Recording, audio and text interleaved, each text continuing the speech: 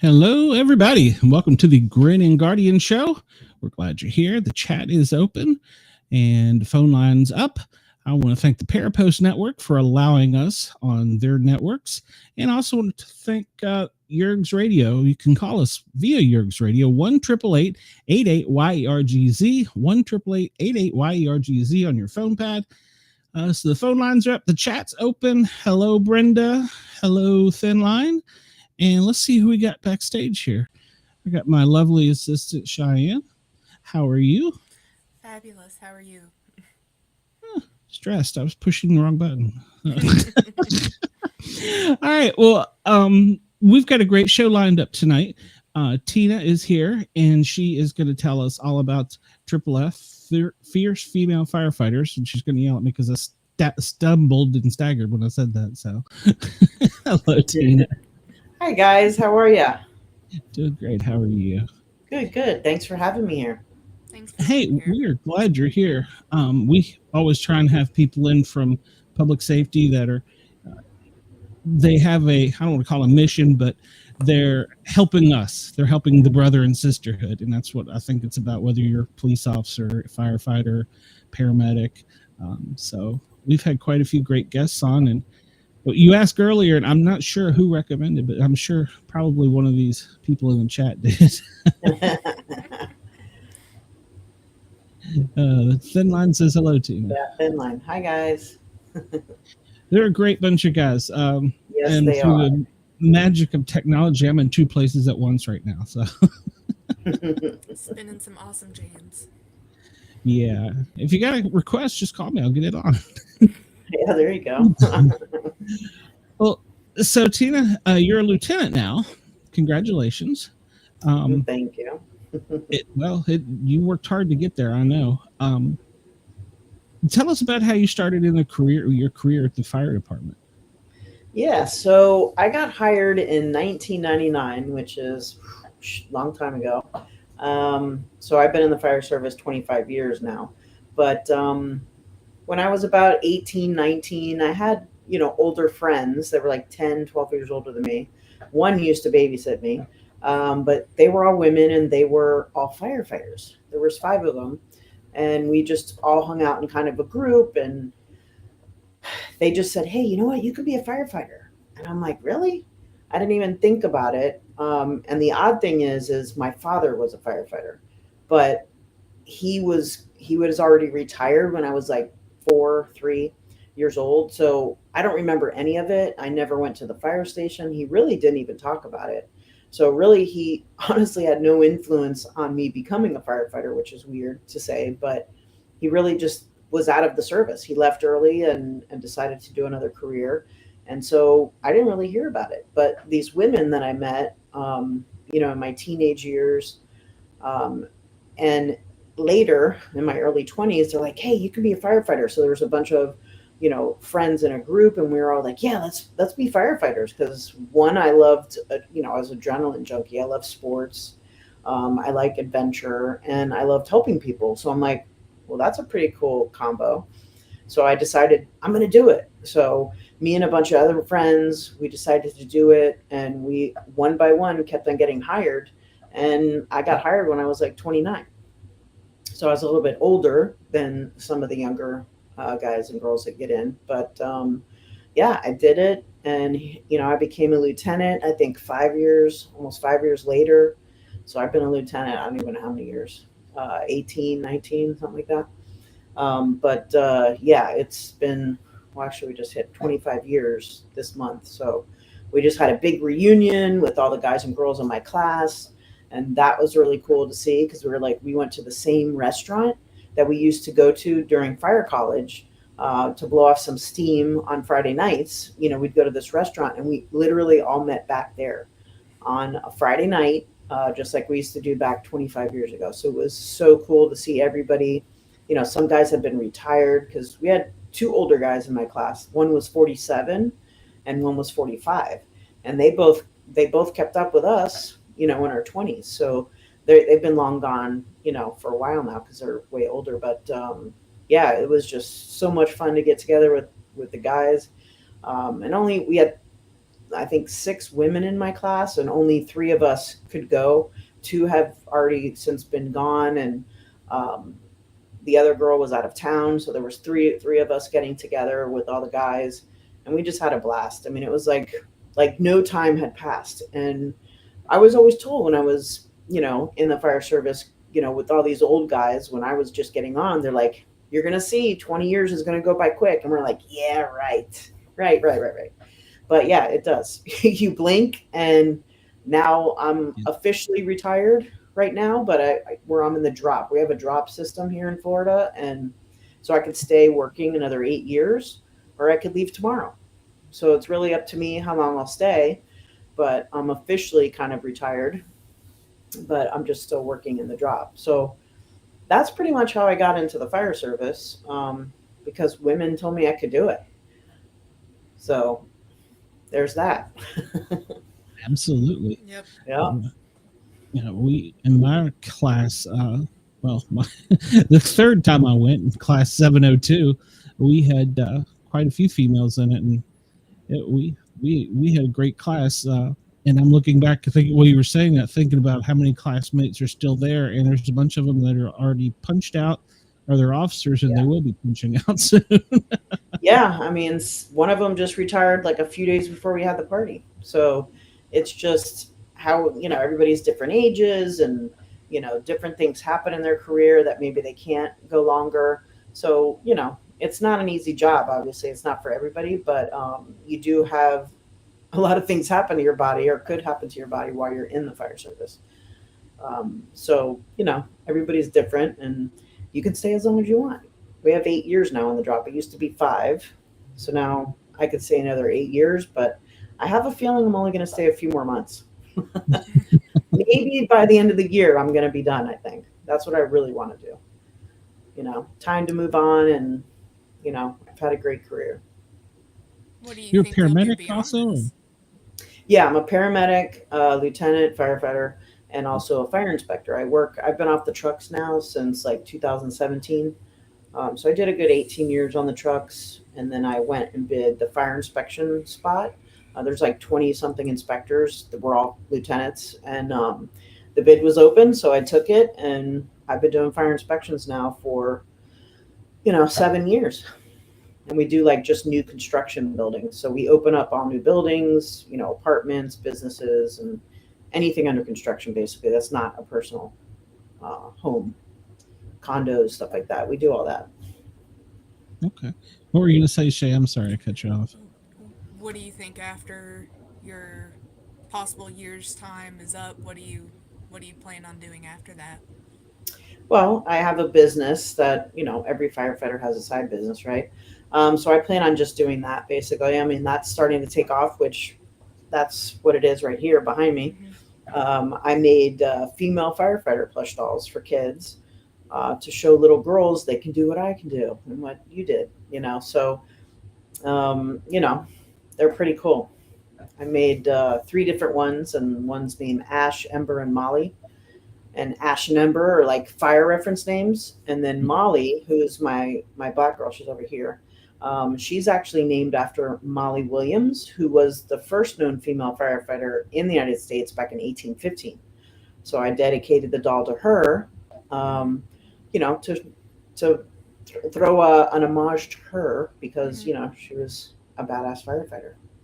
So it's pretty cool that I'm able to, show the history of the fire service, show little girls that they can be like me. Because as women in the fire service, you probably haven't had this happen to you, but, as a female firefighter, we get asked you can ask any female firefighter and it's happened to them. We'll be in uniform, we're fighting a fire or whatever, and we all look the same when we're, in our mask and gear and all that stuff. As soon as we take off the hood and the mask and the helmet comes off and our hair is long and they can see it, they're like, it's a girl. And we're like, you can just hear this, with the bystanders. And we're like, okay, so what? Like to us, it's normal to be a Girl firefighter. cuties. Yeah, but people always are like surprised when it's a girl, because they really don't see women in the fire service. I've been lucky enough to have the most female firefighters in the country in my fire department. I work for Miami-Dade Fire Rescue, and we have 262 right now. But I've always had almost 200 or more women in my fire department. So it's been real easy for us because, you know, there's so many of us. So we don't have to, like, because the guys don't really know really what to tell women in the fire service when we need to know when we first get on, and we need to find like a bra that we can wear into a fire, or, you know, all these women things that guys are like, I don't know. They don't know what to tell you. So Yeah, it's that's a good good to point. have I us never with thought of us. that. Yeah, Yeah. Well, yeah. I mean, that's a good guys point. I sometimes- never thought of that. Yeah, an So, underwire blister. Yeah, no. So, but yeah, I made the dolls because kids always come up to me and say, "Hey, I didn't know girls could be firefighters." And, you know, I'm just like, really? How did, you know, your parents haven't taught you that? But they might have even said it. But even the parents don't know women can be firefighters. I've had grown adults come up to me and say, really? You're a firefighter? You can do what the guys do? And I'm like, you know, it's exhausting for women to have to I can do it better, constantly, thank you. you know, constantly have to, you know, say, yes, we can do what the guys do. We got hired the same way. We took the same tests. We trained the same way. We all passed everything together. It's not, there's no difference. So, you know, that's 25 years of that. I kind of got like, you know, you kind of just get annoyed, but it's on. also understandable because they just really haven't seen women in the fire service, because women only make up 6% of all firefighters in the United States. So it's understandable. People just don't know, you know, so, you know, you can't blame them for that. But so I said, you know, how am I going to change that? How am I going to change how people and kids look at the fire service? And I said, I'm going to make a doll. If I make a doll, you start them younger. And then if they see a doll sitting on the shelf and it's a female firefighter, they're like, oh, okay. Now I know I can be a firefighter now. So kids relate. It's a weird thing. Since I've been selling these, they'll see me in uniform and they'll be like, oh, they don't really register it because they really haven't seen a woman firefighter before. So they look at me like they're not sure. The parents aren't even sure. And then they see the doll and they're like, whoa, you mean I can be a firefighter too? I had this, I was at a kid's show selling the dolls, and a mom comes up to me and she goes, oh my God, I can't believe you made these dolls. And she goes, I got to tell you the story. And she had her little 4-year-old, probably 4, maybe 5, in a stroller, and she was playing some game, so she wasn't even looking up.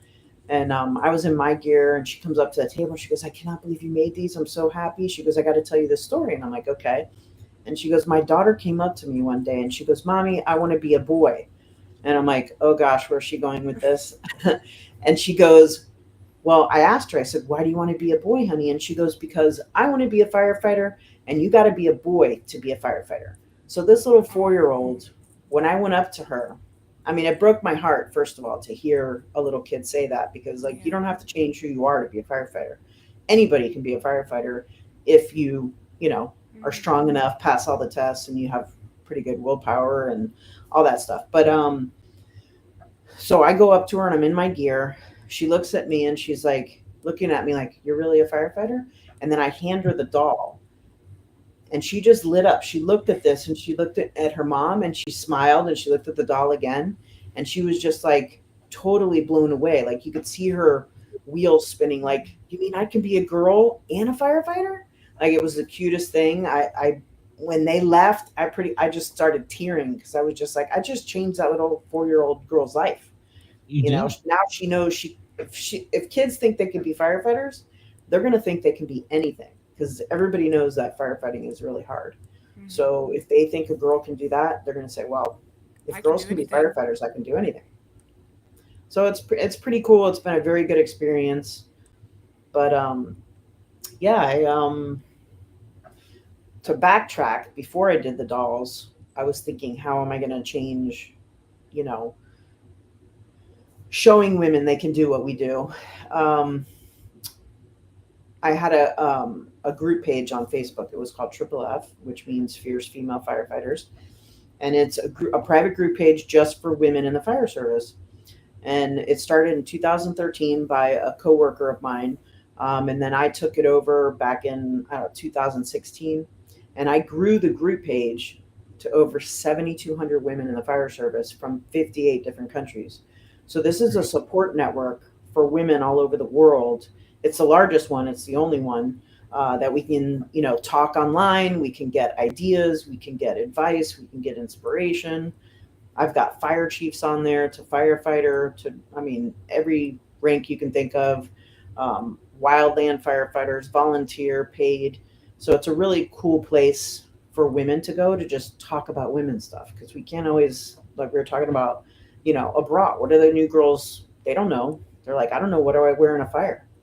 Is it safe? I don't know. What do I wear? So this is just a place where all firefighters go there and give each other advice. So it's a pretty cool thing. And, we have female firefighter logos. And those are the logos that I put on the dolls.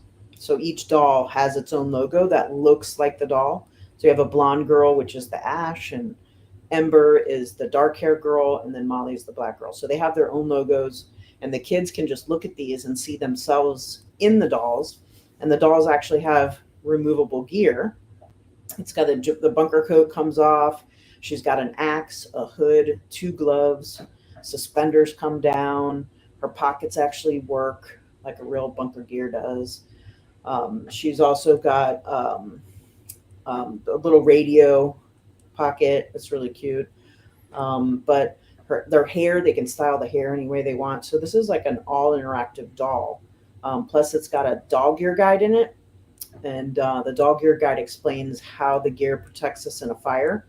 And I got my group to give me, whoever gives me the best quote gets to be in the booklet. So 2 girls won. One FDNY firefighter, she's retired now, and another girl, 2 captains actually got into the book. So their name and their quote with their signature is in this book for little girls to read. So, it's a pretty cool doll. I'm really proud of it. I've had really good feedback from it. I've been on the Kelly Clarkson show. Her daughter actually has the Molly doll. Wow. I've been on Good Morning America. I've been all over Fox News nationally, locally, NBC, all kinds of different places. And now you guys. We're kind of a big deal. Yeah. So I'll have to add that to my list now.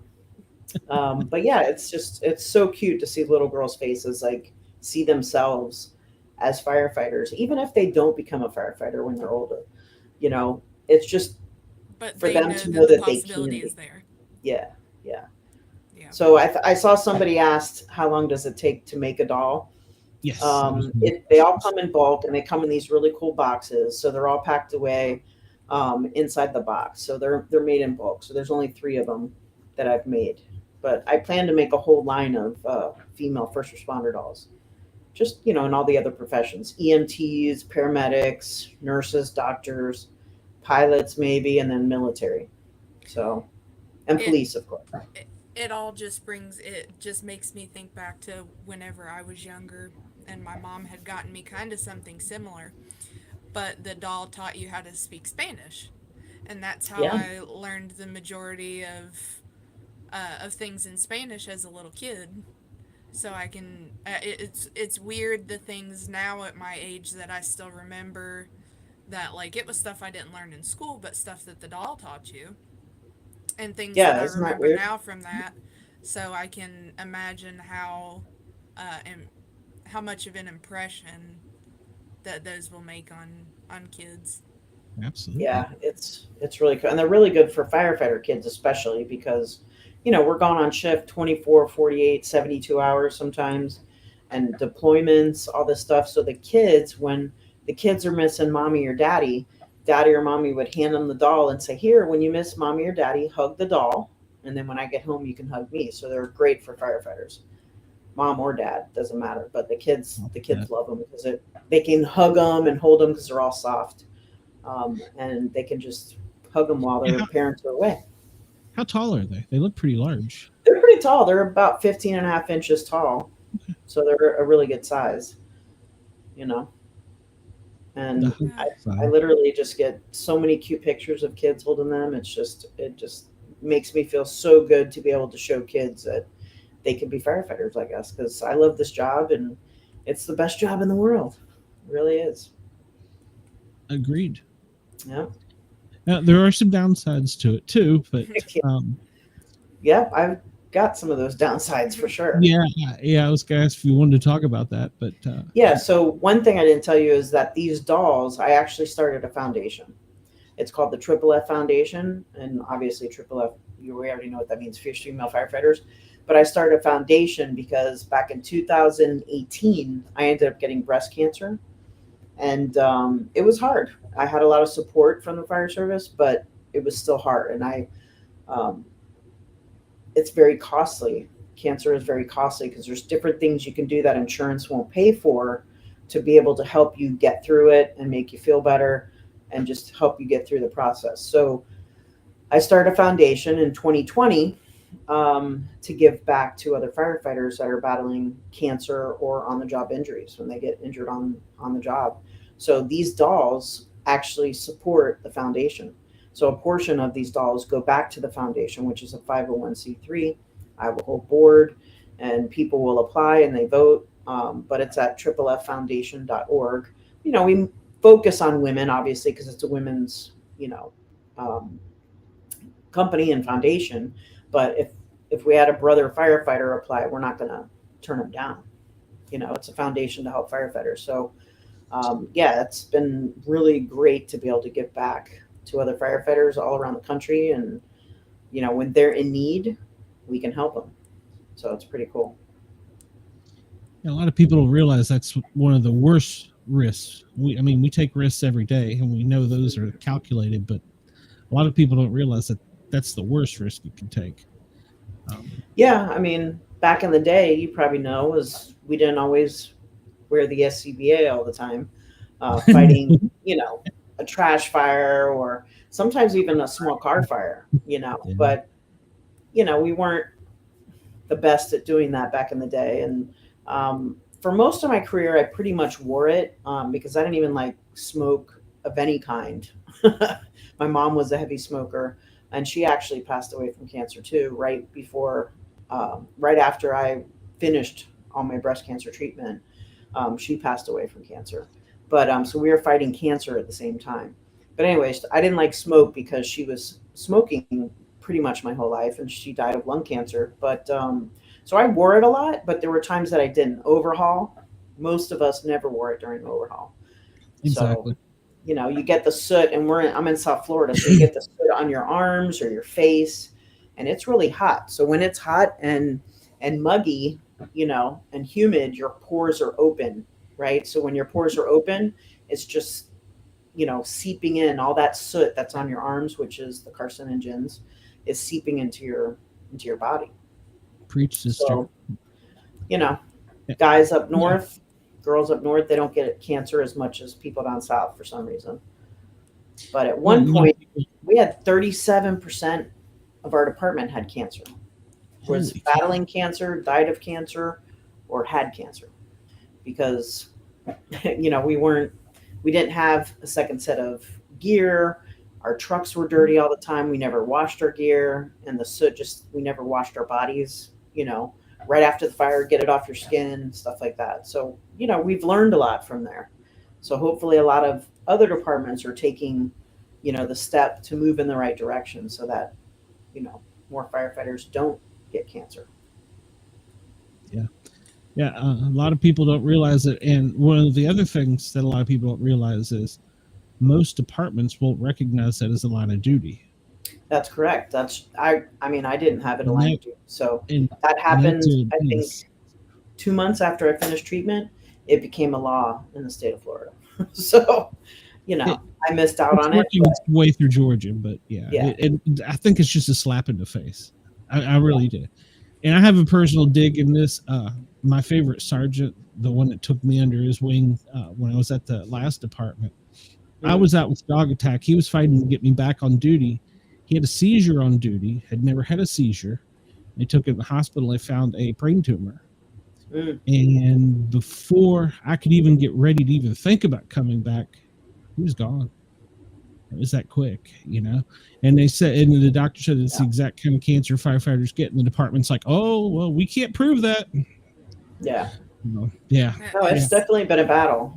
Sergeant Craig Underwood, he was my hero. And I keep him on my desk every day and think about him and miss him. So, yeah, I'm with you, sister. Preach. It's funny is what I was going to say. That's not even something that would have crossed my mind. Yeah, we've lost a lot of men and women firefighters in my department from cancer, unfortunately, and a lot of them, we have people that have cancer right now. So, I mean, it's maybe getting a little better in our department, but as a whole for firefighters in the country, it's not great. I mean, my suggestion is don't go through what I went through. Don't get cancer, and wear your SCBA at all times. And take a shower right after you get out of the fire, because you don't want cancer. I mean, I went through chemo, double mastectomy. I've had 3 surgeries since then, so that's 4. I did radiation, and I still need one now. I still need to get another one because the implants didn't take. So, either I have to go without them, or I have to do this one other surgery that is left, which is like a fat transfer. So I have 2 options now because it didn't take because of the radiation. So there's a lot of, problems. I have neuropathy from that, from the chemo. So it does damage your body, but I'm alive and I'm breathing. So there's that, I mean, I was able to beat it. So that's good. But, look what you've done since. And I've done all this. So, yeah. And the lives you are touching. So that's very important. There's always something positive and a negative, and you just got to find out what it is. I'm with you.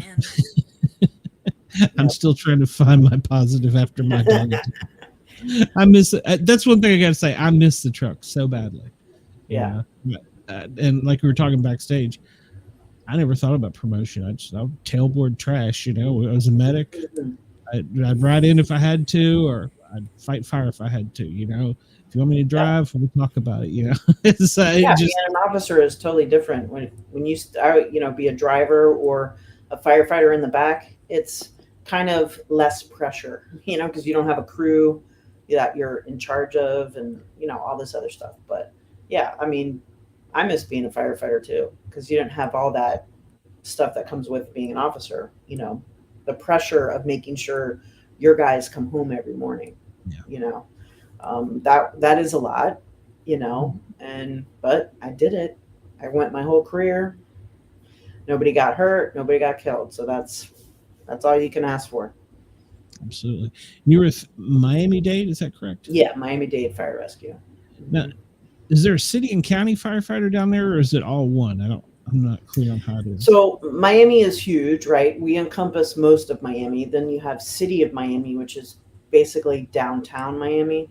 But we do have some areas in there that, fire inspection we do. But as far as calls and stuff, City of Miami has their department. Then we have City of Coral Gables, which is a small little area in Dade County.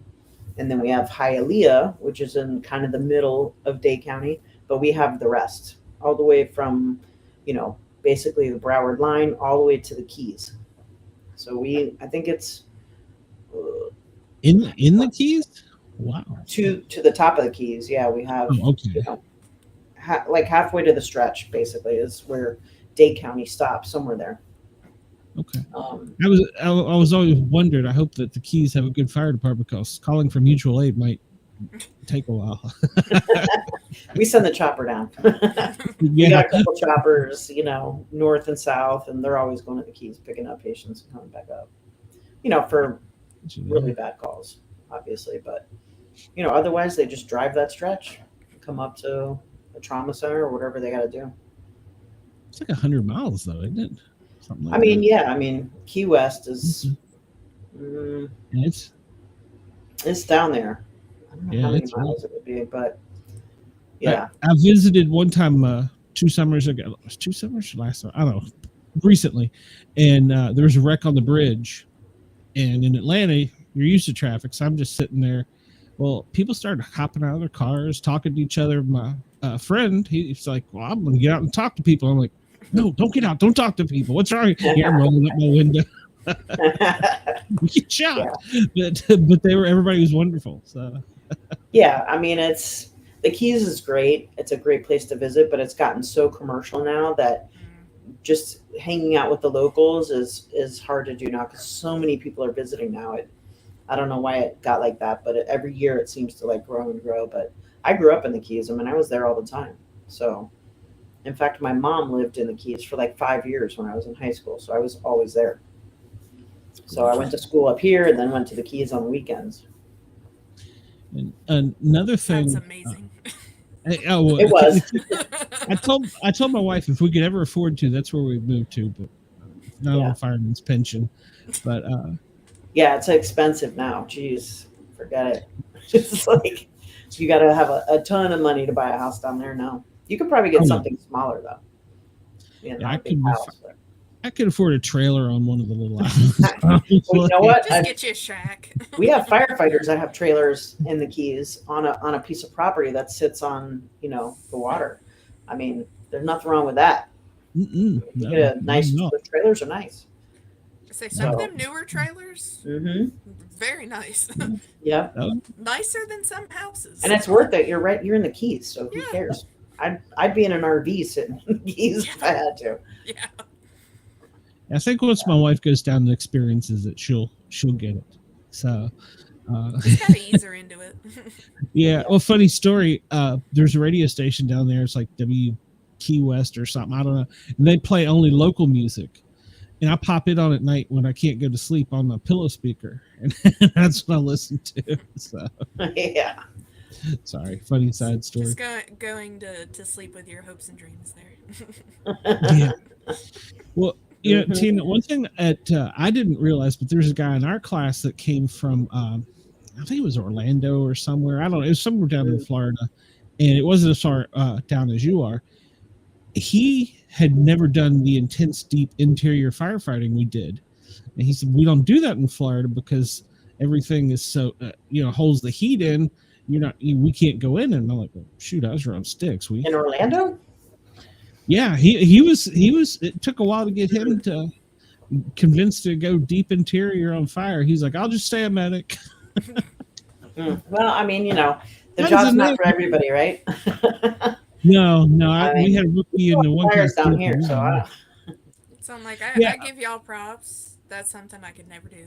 Well, he was saying that most of the houses in his area were on block, and they were blocked because of the hurricanes, and that the heat was so intense that they didn't win and fight them.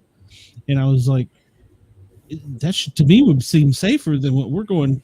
I mean, I've been on apartments that are swaying while we're fighting the fire. Yeah, the fires up there are different down here. I mean, yeah, it's hot, but we still go in and we put them out. I mean, it's not.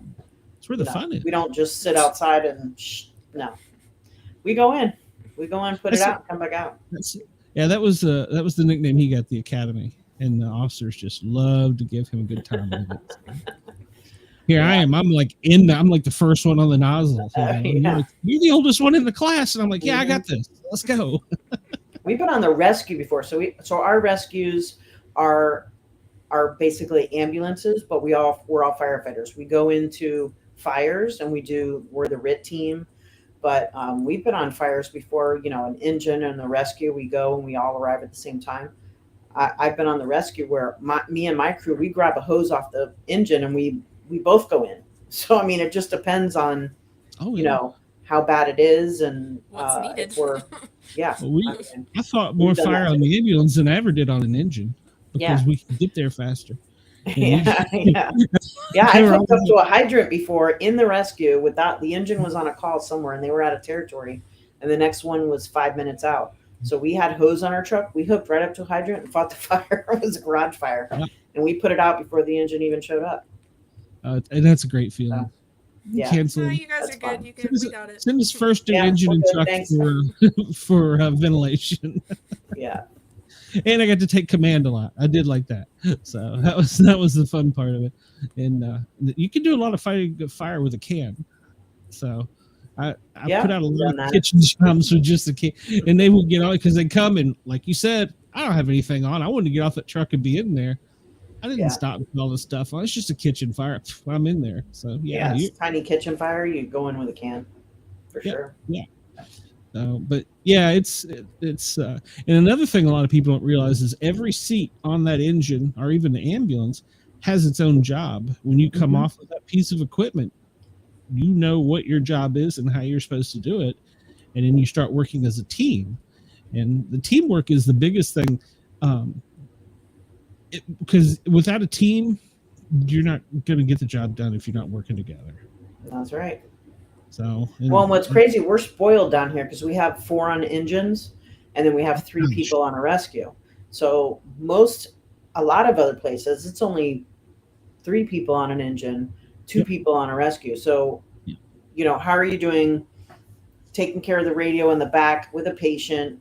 One person's driving. Like, I think 3 people should be on a rescue for sure, transporting to the hospital. But I guess a lot of places, they're not part of the fire department. It's ambulances.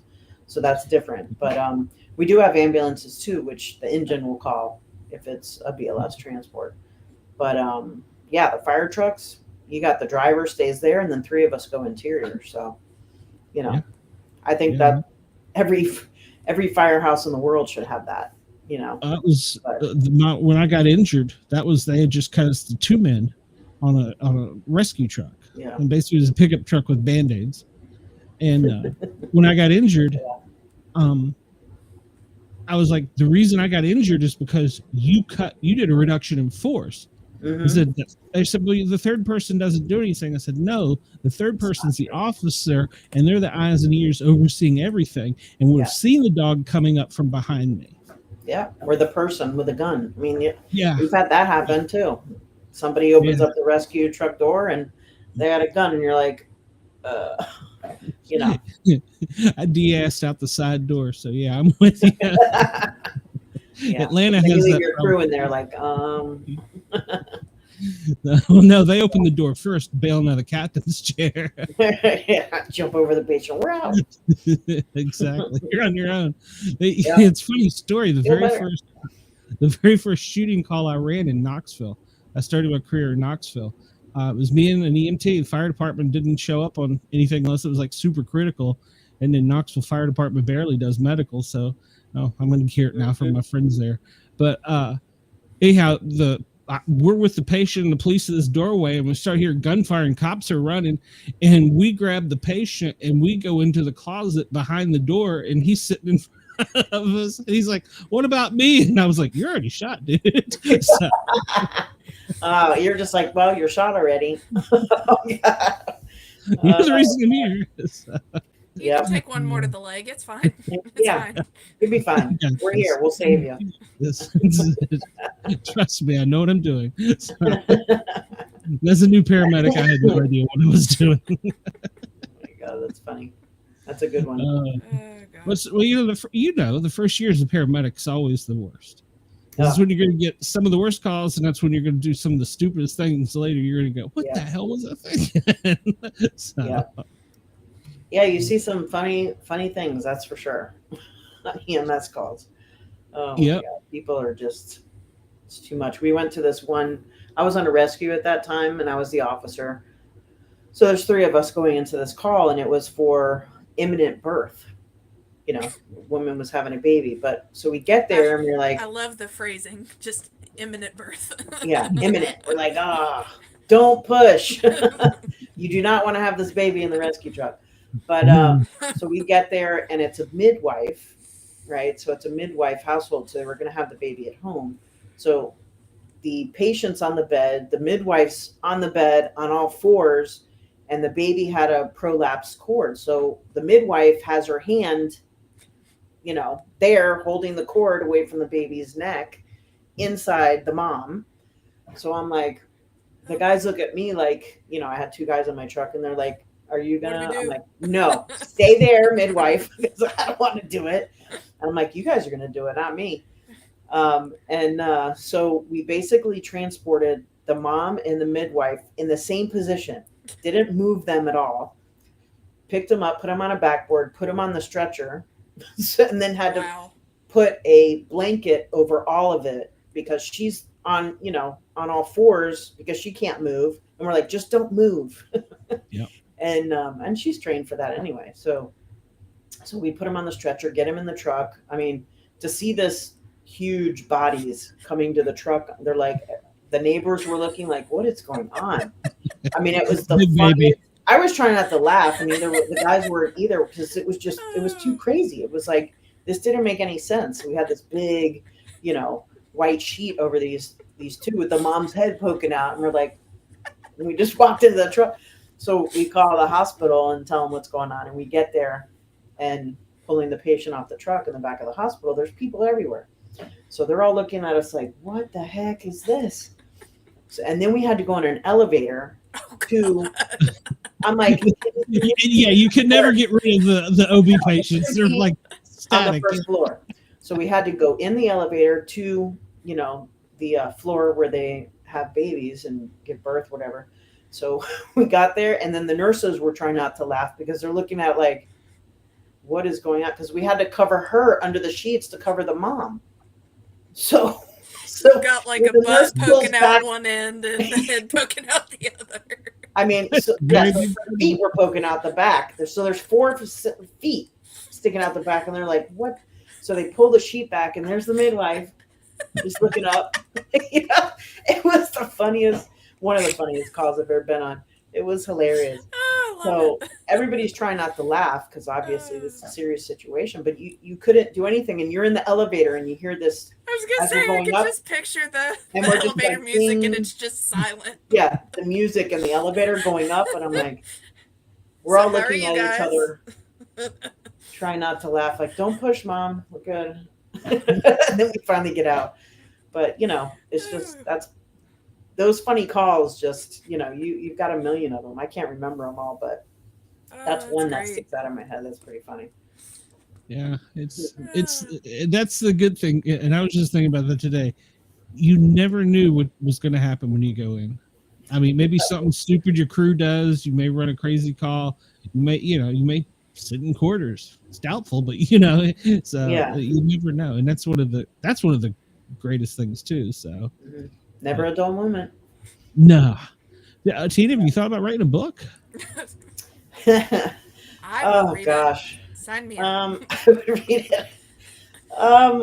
I've thought about writing like a cartoon for my dolls, the kind of book. Like I want to make my characters of my dolls into a book, and possibly, a Pixar movie, possibly a game, just so that little girls can, play with girl firefighters and see themselves doing it, This little lady right here has an artist in her bedroom. She's married to an artist, so. Oh, there you go. Cook artist. So, no, yeah. You Very could cool. do like your own like American Girl thing, but with. Mm-hmm. Yeah, that's basically what I'm doing is my own, doll line of dolls and have different names and make all these characters and then they'll like the characters and they're going to want the doll. So that's what I'm going for.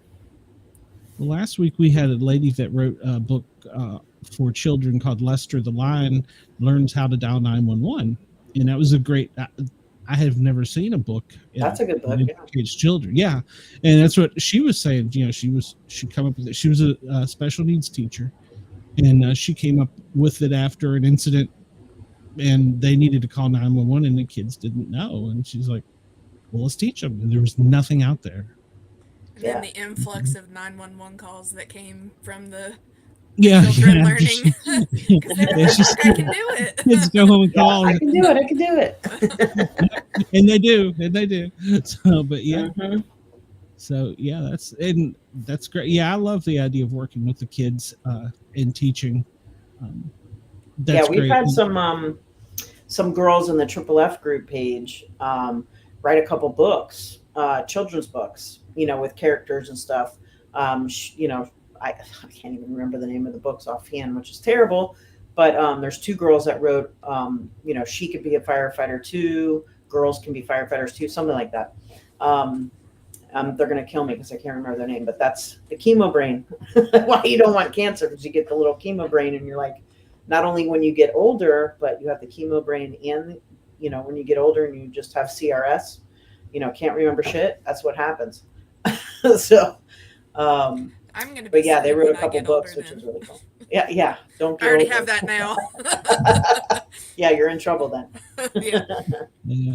Well, you don't have to remember them now. Just remember to send them my way because I'd like to get Yeah. them on the show. So, Oh, we could do that for sure. I'll yeah. definitely hook you up with them because the books are great, and anything I can do to promote women in the fire service, that's what I like to do because Well, 6% is not enough. and who knows No. at that point if you grow it into books and if you had like your Pixar movie or your show, then that Hmm. could just expand into, you've got the show with the female firefighters and the female Hmm. cops and the female paramedics and Yep. I just pitched Shark Tank. It was 3, 4 weeks ago. I Oh, pitched Shark Tank, and I went in with 4 women firefighters in gear, holding the dolls, and it's just one casting producer at a table. And I think it was a female lead casting producer initially, and we're all in a room. We're the first people to go in, and she goes, "Don't worry about it. Everybody's going to understand your products." Because some people came in with makeup, and they're like, "Yeah, but what if we want a girl or a boy?" And like, listen, you're going to get who you get, but trust me, all the casting producers, they've been doing this for years, and they all understand, you know, your products. That they have open minds, and they're going to understand. So I'm like, wait till they get mine. They're not going to get it because I've been dealing with this for 25 years. It's not going to change now. mhm. So we go in there, and I said, "Girls, get ready." So we walk in, We're gonna blow their 4 minds. girls, hairs down, 3 gorgeous women with me. Nobody could tell they were firefighters because what does a female firefighter look like? I don't know. But we can get some of the guys though. The guys, sometimes you can pick them out of a lineup. You can see, oh, I know you're a firefighter. But girls, it's harder. So we walk up to the table, one guy, casting producer, and I start setting up the stuff on the table. The first thing he says to us, or to me, is, "Hey, you guys win for the best costumes for the day." And I was like, okay. no. And I said, "Actually, that's why I'm here, because these aren't costumes, these are our uniforms. And we're actually firefighters, and we save lives in these uniforms." And he was just like, "Oh shit." And he just kind of wrote something down on the table, but that's Like, yeah, what that's happens. right. You- Yeah. So, I mean, right off the bat, he didn't get it. Like, if it was 4 guys that had walked in, he would have said, "Oh, where are you guys firefighters at?" But because we were women and we were pretty women, whatever, he was just like, "Oh, you guys went for the best costumes." And literally, a lot of the women and the men that were Shark Tank, they were, creators of their own business, whatever, they were asking us too, "Are you guys really firefighters?" And we're like, "This is real Yes. fire gear, people." Like, if I'm pretty sure it's illegal to impersonate a firefighter because, we're government officials, whatever. But this is real gear. We didn't just borrow it. Yes, we're firefighters.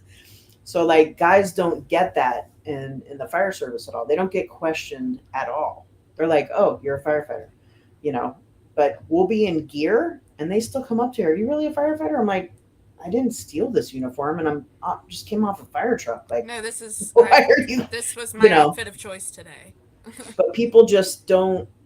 It doesn't compute to them that women can do this job, and that's something that's been a battle my whole career, and any other woman in the fire service, the same thing. So if I can just educate a few people by putting out these dolls, I did my job. That's all I really want to do, is just to let people know, and they can, stop asking me. And stop asking all the women, "Are you really firefighters?" Because yes, I did the same. We all do the same thing. So I wouldn't get hired. I wouldn't have, a firefighter badge if I couldn't do the job. So there's You that. earn it. Yeah, you earn it. And you earn every minute of it. Yeah. But I pitched Walmart too, so these dolls might be in Walmart next year. Oh, Um, awesome. so I'm getting around. I'm getting them around, and hopefully get them in Target. I'm pitching them next. So we'll see. That's That's what I awesome. want to do when I retire. So, I, how did I Shark don't blame Tank you go, one by bit. the way? Or do you? It was great. I mean, we had a great time. It was in New York City, so I flew up there. I had some of my members fly in because I just wanted to participate, which is amazing. I'm so thankful that they wanted to come and help. But they're just like any other woman in the fire service. Like, we want people to know that we can be firefighters and don't question us. Like, we're doing the job. Same thing. But yeah, it was a lot of fun and amusing at the same time because so many people questioned us all the time. And it's just it's a really cool experience, and everybody wanted pictures with us, which is weird. Like, the people that were there to pitch, they're like, oh, can we get pictures with you guys? Because they were like, oh, women in bunker gear. It was super cool to them, and we're like, it's just our job. Like, we don't look at it that way, but it's weird to see when people do. It kind of makes you go like, we're just doing our job. It's no big deal, but people think it's a real big deal, and you kind of forget that when you're in the fire service, because we're not in it for clout or notoriety, to be on TV. Like, the last thing I wanted to do was ever be on TV or talk to the news people or do any of that. Like, I want to be behind the scenes, just do my job and go home. But now with these dolls, now I'm having to do that because that's how I have to get them out there. So you got to do what you got to do now. I think you're doing a great job. I mean, I appreciate that, man. That's just so much that you're doing for women and for kids, and there's so much you can say, but I'm just kind of in awe about all of it. It's just great. So when you grow up, you're going to be a firefighter then, huh? I am. I will. When you grow up, I will clap on the sideline and do my best to stay out of the way. You're like, yeah, It is. Yeah, It is a do special it. job. So, what's what we always used to tell everybody? So you can have the best job, make the most money, whatever. So I can guarantee you, when I come rolling through that intersection with my red lights and sirens on, they're not going to be looking at your sports car. They're going to be checking out the fire truck. So Yep. that's what I always used to. That's the best ride in town right here. So, It really is. It's so much fun. I miss being on the fire truck so much. I have like a take-home car now because I'm a fire inspector now. So I'm off the trucks, which unfortunately, because of my cancer, all the deficits I have, I can't go back to the field. Because I just don't feel like I'm strong enough. I have problems, with I need another surgery and all that stuff. So I really miss it. I would love to like end my career by being on a fire truck again, but that's how the cards go. It's a young person's job. I'm in my 50s, so Well, it's hard on the body now. if Miami needs a personal Firehouse cheerleader, I got you. Yeah. All right. Bring it, girl. Yep. Yay. We have so many young people on my department. Like, I don't even know half the people on my department. We have probably close to 80 fire stations. holy cow. Yeah, I mean, we're big, and we're land, air, and sea. So I don't even know, like, I would say 75% of my department is new since I've been hired. So I don't know anybody. Every time I go into a station, I'm like, I don't know who these people are. And they look at me like, who are you? Like, are you new? I'm like, I'm almost retired. Like, you guys Like, look at don't even know this. the job yet. Yeah, so they don't, it's just weird. It's a weird feeling being on the opposite end now when you're, got 25 years on plus. The new kids, how they look at you. They're all young, and you're like, man, I wish I remember when I was that young, So it's a full circle you kind of do when you're seeing the new guys now. And there's so many young women in our department because we have so many now, which is really cool to see too. So I'd like to see more of that our way, because it's funny just like thinking back. My childhood best friend's grandparents worked with the volunteer fire department, so I would hang out down there with them a lot. So we did stuff with the fire station and everything. And just recently, a former coworker of mine, her daughter, after she graduated, I don't know if it was with the little town right there where we lived that she decided to go with, but she decided to become a firefighter, and I was like, that's the first time I've ever seen that. The only one woman that I've seen. Yeah, see, I mean, that's the reason. I mean, people just don't know. So you can't get mad at people for not knowing. They've never seen a woman firefighter before. So it's understandable why they question you. Miami, I'm not sure why, but when you go to small towns or, other places and, they just don't know. And that's also why my group page is so important, because there could be one woman on the fire department. She has no other support or women to, guide her to do, to know women's stuff, Now she's got global help. Yeah. And we train differently than the guys too. Like, guys just pick stuff up with their hands and their arms and back, right? But women kind of use their legs and their whole body. So we train differently, lift differently, carry differently, but we still get the job done. So. And that was the exact way that the instructor that followed us through the burn bill I was telling you about, that the female firefighter, rookie firefighter, had to drag my fat ass out of. That was exactly what he told her. He says, "Listen to me. I'm teaching you techniques. I'm not teaching you to manhandle." And I was like, "And I'll help." And he's like, "You shut up. You're dead." Yeah. Don't say anything. You can have another tank of air. Y'all have wasted this one. So, yeah. But Exactly. yeah, it was all technique. It was all technique. And I called my wife and I said, "You know how you used to worry because a lot of the rookies coming out were females, and they would always put the rookies on the box on the ambulance." Yeah. And so they were mine for the first year, and which is why now so many of my rookies are officers. And she was always worried. And I called her and I said, "Let me tell you," I said, "you don't have a thing to worry about." I said, "She just drug my fat ass out from the back of the second floor, through the burn building, and down a ladder." Yeah. I said, "So you don't have anything to worry we're not about." going to be firefighters unless we can do the job. That's the bottom line. I was about to cry when we got to the bottom. I was so excited because they wanted her to fail. Not the guy that was inside teaching her the techniques. The people on the outside wanted her to fail, and she was a good girl. She's no longer with the fire department, but she lives down there now, actually. And those are the ones that are usually become firefighters. The ones that are like, just don't take anybody's shit. Saying, "I'm going to get it done," and that's it. Move over. Yeah, she told me, "Don't you dare help me." Yeah. I mean, that's the thing. Like, guys, they can come into the station and they'll have to prove themselves once. And they're like, "All right, you're good." Women, they have to prove themselves their whole entire career.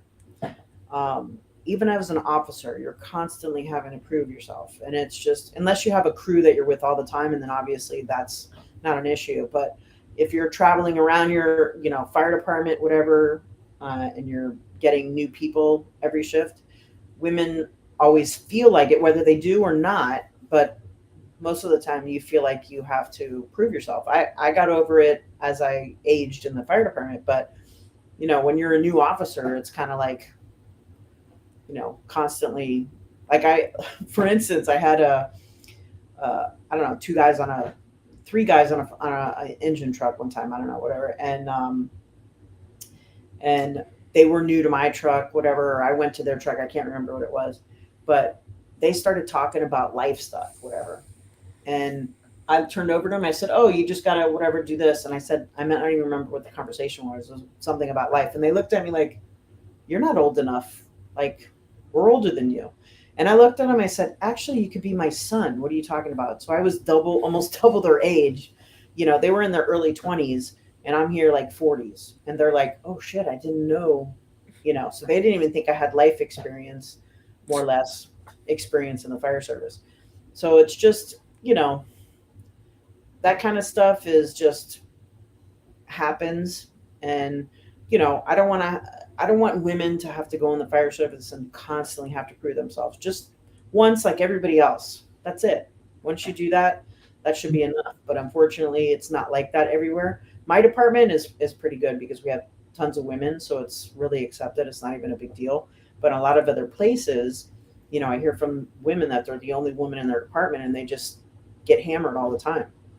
And I just think, women are an asset in the fire service for many, many different reasons. But, I don't know. I don't know what it's going to take to bring more women in the fire service. I think if men are more inclusive and accept women that can do the job, because obviously not everybody's going to do this job. There's some men that can't do this job. So it's really not about gender. It's just really, for us, it's not about gender. For other people, it is. So, I just hope that guys in the fire service, realize that this woman has worked her butt off to be where she is right now. And we've worked 10 times as harder as most of the guys because we've had to. So any woman in the fire service is a badass in my mind, because I know what they've had to do to get where they are.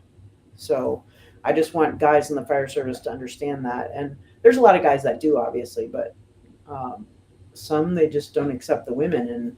And, I just think that anybody can do this job that puts their mind to it, passes all the tests, and, can do the job. As long as you can do the job, shouldn't matter.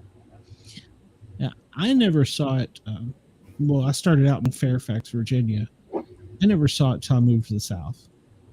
And it was there. I mean, it was like, I didn't know the difference.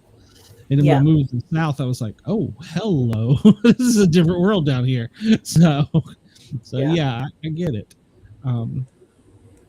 And I'm so proud of what you're doing and what you've been through. You've made amazing accomplishments in your life, and you're making a difference in not only little kids' lives, but sisters' lives. So that right here, that means something to me. So, and you're gonna keep Thank you. I appreciate that, brother. Yes, ma'am. So, well, I'm going to ask you, because I know you don't want to stay with us all night.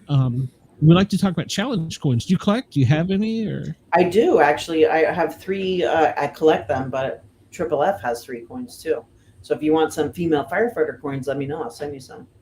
But yeah, I collect coins from all over the place. So I always usually keep, especially if I go to a fire conference or I'm going to visit, some fire stations. I've gone to New York on 9/11, so I've always keep one there because the guys always have them. And if you don't have them, you know what that means.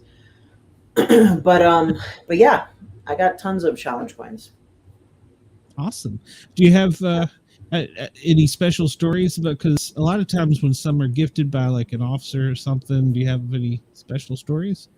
One that I can think of is I was at a fire conference, and I guess this mom, somewhere we were talking about cancer in the fire service, and a mother of a female firefighter who passed away from cancer was there. And she heard me talking about the group page, and she goes, I remember her talking about this group page, and it was a member of mine.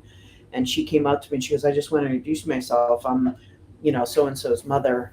And I was like, it hit me. It was like, I felt like crying because I felt so bad for her because she lost her daughter to cancer, and I think she was a firefighter. I don't think she was an officer.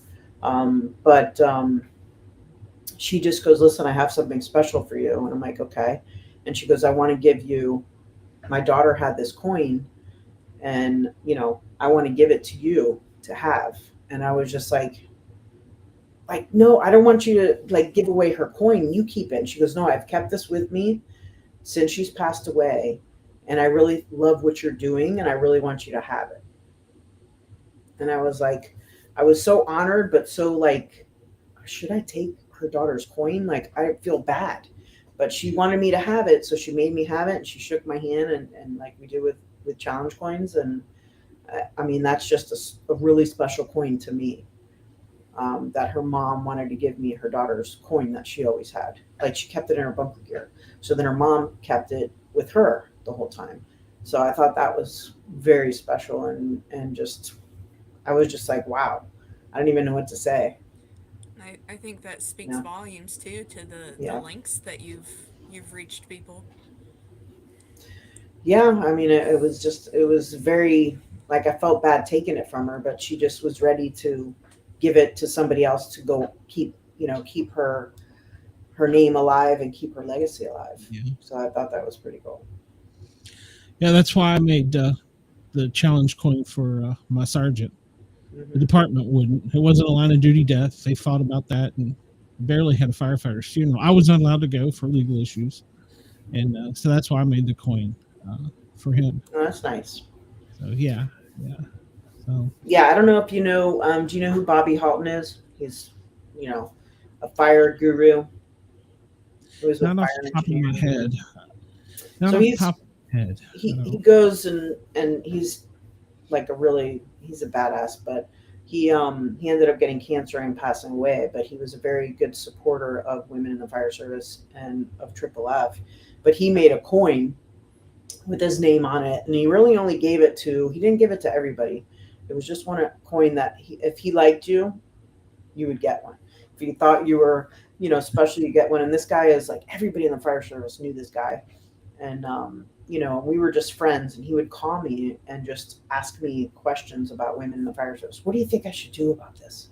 And ask me things. And nobody really knew our relationship or if how I talked to him, but he was a special guy, and he did this with other, so many other people. I mean, this guy was such a good person, and he pretty much led FDIC. I don't know if you know what FDIC, the fire department, We do. instructors conference. So he pretty much was the guy that led that whole thing, and he was the speaker for everything.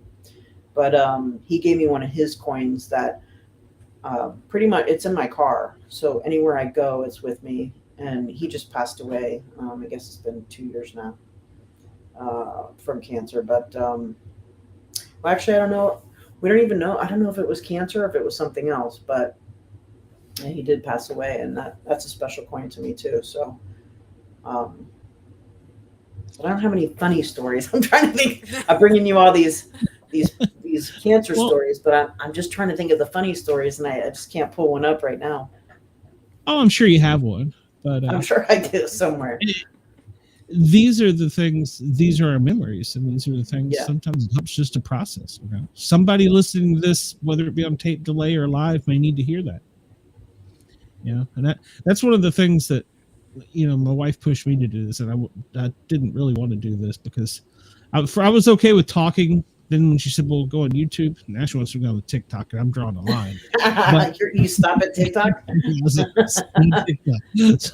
TikTok. But it's probably because I know how to operate this stuff. But it's definitely for the younger, like her. I have a hard time dealing with all that social media stuff and all the technical stuff. I'm not a technical nerd for sure. Yeah, it takes a lot, and to do this, you have to stay. Like, you have to have your Instagram, you have to have your Twitter, you have to have this and that. Good Lord, there's so much to take. No, so much. It's insane. But I will tell you that through doing this and meeting people such as yourself and Mark, there was a couple police officers. I've had my battles with PTSD. I've been fairly open about it, and they've helped me. It's helped me. It's been a process. Because fire department don't give a shit about me. I mean, I'll just be perfectly honest. Legal is over now. I can talk trash. So yeah, it's your brothers and sisters that are gonna, care about you, and obviously your family and friends. But yeah, I mean, for a fire department, you're kind of just a number. Yeah. But the one cool thing, you're once a firefighter, always a firefighter, and you can stop anywhere in the world and go to a fire station and say, "Hey, can I use your bathroom? I'm with the local 1492." Yep. Whatever. I know. That's something that civilians don't understand. The bond that firefighters have together. I mean, it is pretty an amazing thing that really, who else has that? I don't know. I don't know what other job has that, but the closest I would say, and I also got involved with it because I'm big on helping with things. I was the team paramedic for the Atlanta Roller Girls, and last night we interviewed one of the roller girls from Atlanta. She's up in the big, she's managing the whole organization for the world now, and it was really kind of cool because we were talking, and because of roller derby, all the people she knew, and because I would travel with them as the medic taking care of them, it was all the people I knew. So it was kind of cool. It was like another little family there too. So yeah, that is cool. Yeah, and I'm all about empowering women and helping out, and so anything I can do. I mean, we may get 20 viewers on this, so yay! I'm not Kelly Clarkston. Well, I told my members about it, so hopefully some of the girls from Triple F are listening. And if any of them ever want to come on the show, I'd welcome it. I mean, Yeah, I'll let that'd them be know great. about it for sure. Yeah. Well, before you go, because we kept you longer than I said I was going to, where can people find you? How can, and also forget, in case I forget, send me your address and we'll exchange some stuff. Yeah, Or that would send be it to great. Shay. Probably send it to Shay. She'll keep up with it quicker than I will. But, so yeah, so the Triple F Foundation is, if anybody would like to donate, that would be great to help other firefighters battling cancer and other job injuries, is tripleffoundation.org. And then the dolls, if anybody wants a doll for their kid or for themselves, because I have a lot of adults that collect them and keep them too, firefighters as well. That's at firefighterdolls.com. Pretty easy to remember, firefighterdolls.com. I like it. And by the way, Andy snuck in here late. He was at his nephew's ball game. Andy, do you have any questions for Tina before she gets out of here? No, actually, I don't. Okay. Well, I always like to make sure. Andy works with a department up in Maryland. He's kind of their photo unit. So yeah, he keeps me up to date on all the recent calls and things going on around DC. So yeah, we had a doozy one last night. What did you have? Lady at the local baseball game got hit in the eyeball with a foul ball. Ooh, that's gonna leave a mark. Knocked her out. They had to fly her to Baltimore. Oh my gosh. She had damage to the sclera, deformity. Oh. And she just had previously had 2 operations on that eye. Ooh. What's the look of that? Yeah, say the odds were not high. Well, Tina, we'll let you get out of here. Thank you so much. I'm really glad you came on and we made it work out. And anytime you want to hop on here and just shoot the crap, you're free one Friday night. Come on. I would love that. It's been great talking to you guys. Thank you so much for having me. I really appreciate it. It's a great time, man. Yeah. I love what you're doing with this, and thank you so much. Thank you for coming and sharing all this. Oh, and Matt, my other partner, he's out having a baby right now. Congratulations, Matt. And he would kill me if I didn't ask you 2 questions. One, on challenge coins, do you prefer round coins or can they be any shape? If you have a preference. I'm actually trying to make a new coin now, and I don't like the round ones anymore. I'm like looking at the different kinds of shapes you can do, and I'm like, that's really cool. I made a COVID coin once. It was round, and after COVID, it had the 3D COVID symbol on it, and it was in 3D. It was pretty cool. I got my box ready to show her. Yeah, I wish Matt was here because he's got several really cool ones, and he makes them. We design them for like if you come on and you want to make one. I'm working with Mark from Too Dark 30, trying to figure out. Well, I'm not charging anything for that. I just send us a coin when it's done. So, you've got the cool one. Oh, that's really cool. And so Matt's a Navy chief, so all of his are Navy. Nice. So, but that's awesome, but also great projectile if needed. Yeah, you could take somebody out with that thing. Mm-hmm. For sure. And I know you got his newest one. Yeah. So this is for the Deadpool Wolverine movie. But it gets cool. That's super cool. Oh. Matt's an engineer, so he figures out how to make all this stuff work. That's so cool. Also, very good projectile. Oh yeah, for sure. Don't take that to the airport. But, so yeah, if you have some ideas, Matt can hook you up. All right. Yeah. So yeah, he can come up with. He's young, do the computer and the AI and all that, and he's an engineer. So give him 10 minutes, cool. He'll have you something. He'll have me something. Less than 10, more like it.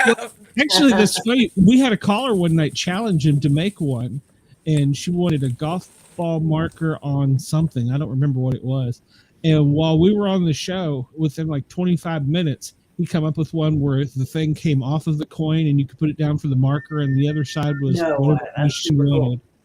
So it was all rough drawing. Wow. Is that the belt buckle one? Yeah, because he's got a belt buckle one that when you open the front of it, the little marker for the no, that's the one he designed for his Air Force base. It's the hanger, the shape of the hanger for whatever naval air station he's at. And when you open it, the coins inside, and you take it out, use it as a golf ball. And when you flip it or close it, of course, it's a hanger on the back. It's the shape of the runway for, naval air station that he's assigned to. And every, I'm going to say this wrong, craft, vehicle, every helicopter, jet, whatever that comes out of that base is on the back there. So that's and pretty it's cool. it's pretty it's pretty large size stuff. So well, you can come back and meet Matt. So Yeah, I'd love to. You got to give me his contact info. yeah, we'll hook you up. But right, yeah, cool. definitely, Tina, come back and thank you for everything you're doing with the Thin Line Rock Station too. I have a blast doing that. Yeah, so. love those guys. They're awesome. They're pretty awesome. Awesome. All right, Tina. Well, have a wonderful evening, and hopefully, I'll talk to you soon. You guys too. Thank you so much again. I Thank you, appreciate Tina. it. Yes, Have a good night. You too. All right, bye. She That was was a delight. awesome. Absolutely. That was wonderful. I think Matt's going to be upset. I think he may have missed the best show we've had so far. I'm going to have to replay her telling that story again. Just for when I have a bad day. Yeah. Well, she's probably want to give good advice too. Yeah, but that was hysterical. Yeah. As soon as she said that about women in the fire service and bras, I was like, I never give that a thought. But yeah, underwire will blister the crap out of you, I'm sure. So yeah. Well, because that's one of the things they teach us in the fire academy. You have to have 100% cotton socks, 100%. You know how damn hard it is to find 100% underwear, cotton underwear. So yeah, and you're not supposed to wear things on your wrists, and you gotta sign a thing if you keep your wedding band on. So yeah, there's a lot of things people don't realize. But, well, and even as a woman, that's a lot of stuff I wouldn't have thought about. Well, here's probably the worst part of it all is we probably learn this through one era at a time. Mm-hmm. One somebody getting hurt at a time taught us that lesson. That's the way we learn, I think, in the fire service. So it sucks. And I think too, like it kind of, like, listening to her talk kind of makes you go back through things in history that weren't commonly accepted for women to do, and that we're still having to break that for this too. It's on the tip of my tongue, but you all did give Bruce Jenner the athlete of the year. That was I did nothing. I say it to my wife every time when she says something. I'm like, hey, Bruce Jenner, athlete of the year, female athlete of the year. I'm like, how the hell did that work? That boy's got an outie. I could be wrong. Don't give a shit about sports. I know. Vanity Fair cover, lovely. That's about it. I don't even know if I know what a Vanity Fair looks like on a magazine rack. Well, I don't have many challenge coins this week, but I do have I do have 3, and I have a funny story. So I want to see your goodies from the knife show. Well, there's that. Other than that one. Oh, well, that's the most important thing. If I'd have had this, I would still be on duty. I'd still be on duty if I had this. Guarantee it. Been a hell of a lawsuit. That bitch would have been slaughtered. But I say bitch because it was a female dog. Don't come at me. And PETA, don't come at me either. I'm sorry. I lost my life to that dog. So BobbyDizzle.com. Yeah. BobbyDizzle.com. But this weekend was the knife show. And so we when you go in, there's so many people. It's at the Cobb Galleria, which you all probably don't know, but it's like it's like a world conference center. I mean, it's huge. There's stuff attached. There's a baseball field attached to it on one side for the Atlanta Braves, and there's places where they hold these meetings, and there's hotels, and there's a mall, and there's a food court. I mean, it's just huge. And so it sounds like the bus station we stopped at in DC, which it seemed like it had everything in it. Like you were at Union Station. I know where you were. Probably. Yeah, it should have been where you were. But yeah, so it's huge. So we got our ticket, and there's a upstairs level, and then it's not really downstairs, but it's down the hall and down a set of flight of stairs. I was like, let's hit this room first. Literally walked in, and I mean, it's just like wide open. He's like, well, how you want to do it? And I'm like, we'll do it the fireman way. We'll do it the right hand method. We'll go to the outside the perimeter, right? And I saw challenge coins on the corner of the table in front of me. I mean, right as we're headed in, and I'm like, "Oh, wait a minute, shiny! Hold on." My cousin Lee's like, "Here, he's gone. I won't see him again for 2 hours." And so I walk over and look at him, and I'm holding it, and I thought they were giving them away at first. Well, we'll get to that story too, but I thought they were giving them away. Later, I found out they weren't. But it was too late. I already had one. So how much did you pay for it? No, I didn't know. So it was just right there on the table. Didn't have a sign. So this guy's looking at it, and I had. Didn't you? Oh, I did one better. So I took a couple, in case I ran into somebody, I took a couple of my coins to sell or trade. You know, the one that I had made, with the knife on it. Mm-hmm. And so for the knife show. This guy walks up, he's looking at it, and I'm like, you collect coins? He's like, yeah. I'm like, it's kind of a shitty coin. He's like, yeah. And I said, I got a really cool coin. Want to see it? And so I pulled it out. Wait, so the coins that were sitting on the end of the table, you were saying were shitty coins. Yes. In front of the owner. Did you tell him his coins were shitty? No, he overheard a conversation because it was like right as the door opened and we were the first wave in. And I'm like, it was a pretty shitty coins. And the guy agrees with me. I pulled mine out. Guy looks at me and goes, how much you want for that? And at that point, I already had one in my hand. And so I'd forgotten about it. So I just 5-finger lefted it in the pocket. And then his son's like, well, Dad, I want one too. So I sold 2 coins and the guys walked off. So I took a coin. I apologize. All profit for you. Good one, Glenn. Bravo. Well, to be fair, there were people giving away coins at the different tables. He didn't have a sign on it. I don't know. But yeah, so yeah, I got his coin and I took 2 of his customers.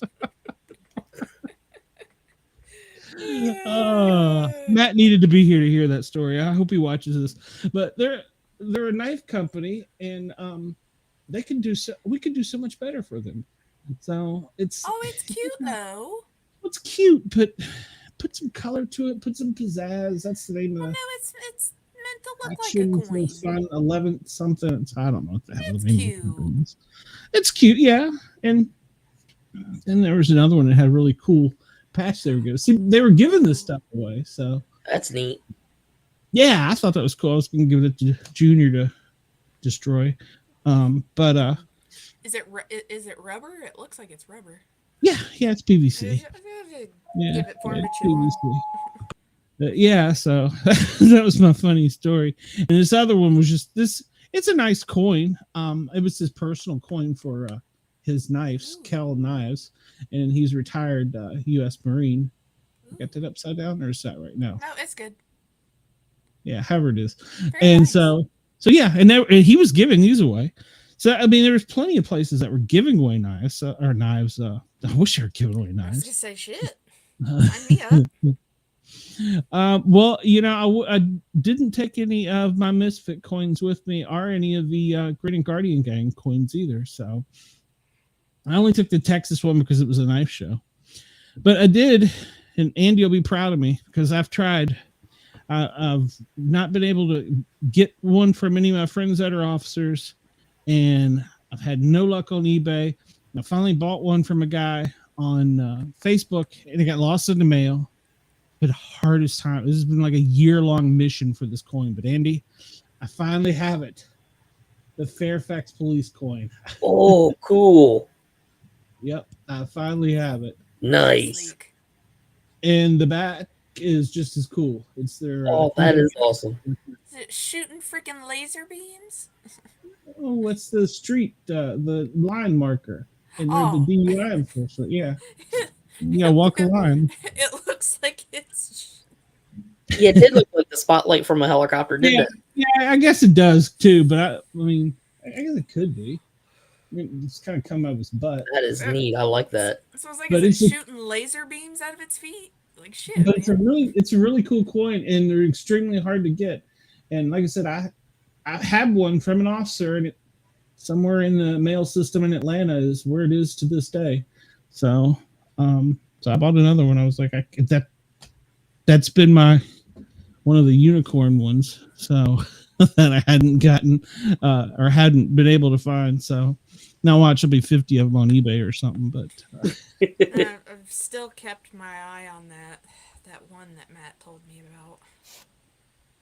which So, one was that? I'm trying to look through all of my 50 million browser tabs open to find it. Oh, where Did is you get it? any cool new ones lately? No, I haven't. You let me down, Oh. Andy. I Oh, know. there's a. Oh, this is a CIA one. Oh, it's nice. got spy versus spy on it. I like that. That's Oh, that's not the cool. one though. That's not too expensive either. Maybe Yeah. it's under a different tab because it had the 6 heads on it. I think the skulls. Oh, you're talking about the Drug Enforcement Agency one, wasn't it? That Oh. Isaac was talking about. Oh, I could get you this nice challenge coin, Glenn. It has a cartooned phallus on it that says "Dickhead of the Year" award. I've earned it. I saw one and they You posted are- in my group. You are Today. hereby recognized as being a massive dick. I earn it. I come by it honest. That's hysterical. I love it. It was posted in one of my groups, and we're live in both of those groups right now. But it's the Orlando crime scene coin. It's in the shape of Mickey. His eyes and teeth glow. Mickey has teeth. It was kind of scary. And on the back, it's got his fingerprint, Mickey's fingerprint, and it's got a gun, a camera, and then the Orlando PD badge, crime scene badge. And they're like, "Oh, but these aren't for sale. These are just, we'll be trading them." And I'm like, "No." Yeah, I don't know what happened to it. It was up on here, but I know it was super expensive. It was like $300 some odd dollars. Oh yeah, I think the most I've paid is like 35. I feel like it had to have either been a CIA or an FBI one. I think you're talking about the one from the DEA that Isaac was talking about. No, this was before Isaac was on here. Oh, okay. Well, we need to get some of our guests, our coins, and I have been very lax and need to get on that and do that. So we need to do that. So I need to get in touch with Tina and see if I can get some of her coins too. So I didn't even know there was coins. I didn't look. I didn't shop on her site. Well, I did. I looked at the dolls. I'm probably going to get that one for my granddaughter for Christmas. So maybe she'll come out with a boys one by then, and then I can give Wyatt one too. And see, it's funny. I'd still get like my nephew one of the little girls ones. He'd still like it. I guess he would. I don't. He's 3, so he'd probably like anything. So okay, yeah, she does have some cool coins on there. Okay, that's pretty badass. I'm just pulling her site up now. So hold on, I think I know how to share a screen. Share screen. Yeah, I understand. You may be able to see my pornography. Check. Share. Show on screen. That's her coins right there. On, what is it, Triple F Together Rescue.com. we're stronger. Yeah. Aw. I like it. Yeah, and you So, can Cool. get one with each of their little logos. yep. Molly, Ember, and Ash. That's pretty cool. So, yeah, all of our listeners, if you're listening and not able to watch right now, you can go to triplefrescue.com. And not only do they have the coins, which is, cool thing for us, but then they also have the dolls too, which is right here. The female firefighter dolls. So female firefighter plush dolls. She said they were 15 inches. Mm-hmm. And 15 and a half, I believe. Ash, Ember, and Molly. So, and you can buy one to donate to somebody if you just want to. That's awesome. You can just go to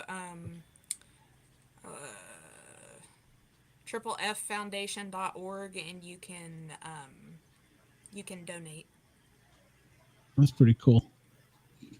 Yeah, we'll get her contact. For if you're just listening and you can't see it, I'll put the link in the description after the show, because I got to go back and fix some things from where I mistitled her. So I should have made her a chief. She deserves to be a chief. So,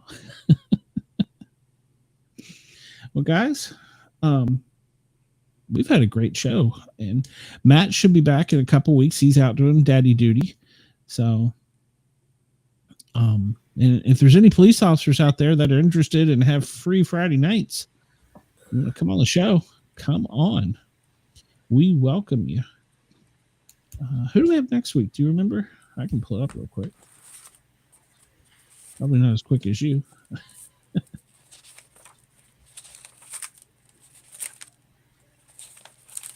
Surviving your life. Yep. Oh, okay. He's a paramedic that talks about physical and mental hazards, limits, and abilities, and how to survive your career in EMS, fire EMS. So that'll be a good show.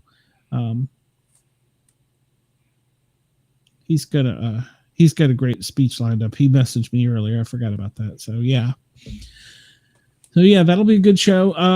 Let's see. Tomorrow in Misfits. God, we ain't scheduled that yet, have we? I'm talking about movies and music. Yeah. I just gotta put the show together. I forgot about that. Done slacking. I was slacking too, but it was a rough day. Well, I was doing editing all day because I'm going to try and go to Knoxville this week.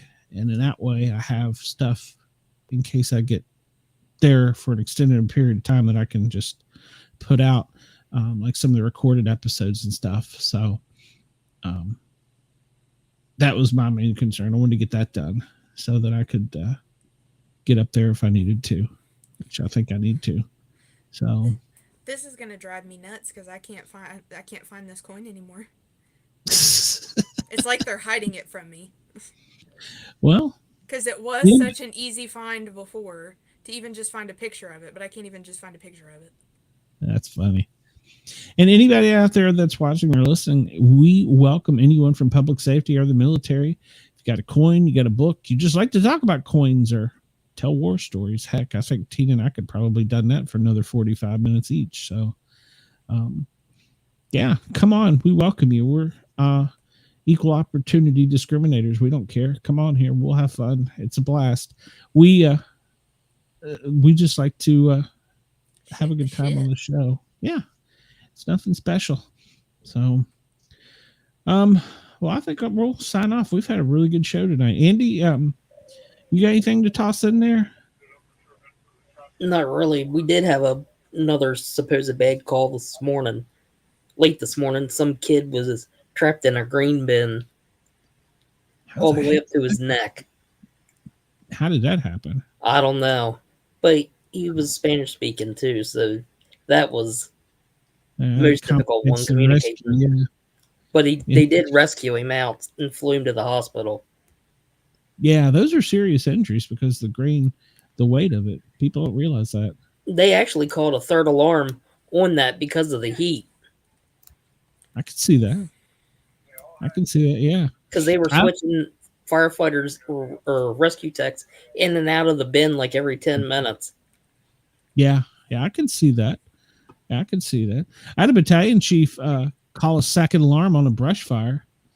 I was like, "What are you, out of your mind?" And he's sitting there with the thermal imager, and he's watching us. He goes, "Yeah, y'all's core body temperature's through the roof. Get out of there. Mm-hmm. Let's the next crew do it." I'm like, Exactly. "Yeah, chief, I never thought of that." That's why I'm not a chief. Mm-hmm. No. Yeah. So he was. I mean, that's not the tool's obviously designed for, but I think it took them 6 hours to get him out of it. yeah, because that's a tedious rescue. So Mm-hmm. because you can't just throw a ladder across the top, tie him in, and say hold on and dump the grain. That's Exactly. So, so that's a surefire way to get one of two things: an implosion or an explosion, and neither is good for the patient. So, but Yep.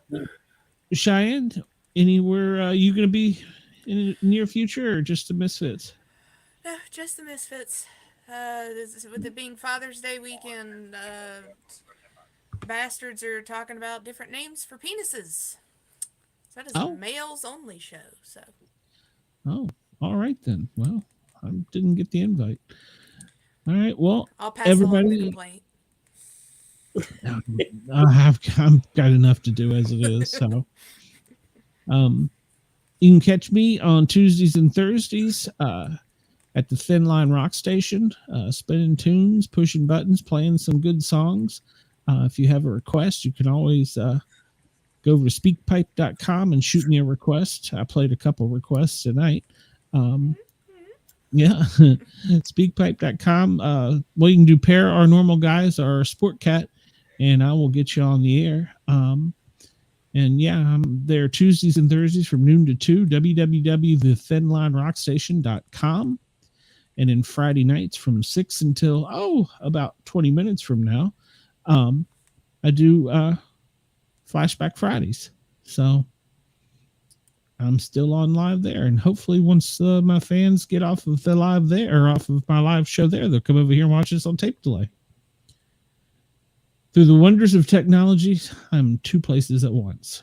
So, or is it 3? Because I'm on the internet, on the radio, and I'm physically in Georgia. Think about that. Scary, ain't We it? will leave you on that note. Yeah, that involves math. I can't handle that. No. I flat out told a client that today. I said, we have computers for a reason. There It's you not go. a good math student. Thank you to the Parapost Network for allowing us to be on their channel. Thank you to Yerg's Radio. You can go to yergsradio.com and catch our playbacks on some of our paranormal guys. And other than that, we will see you next week.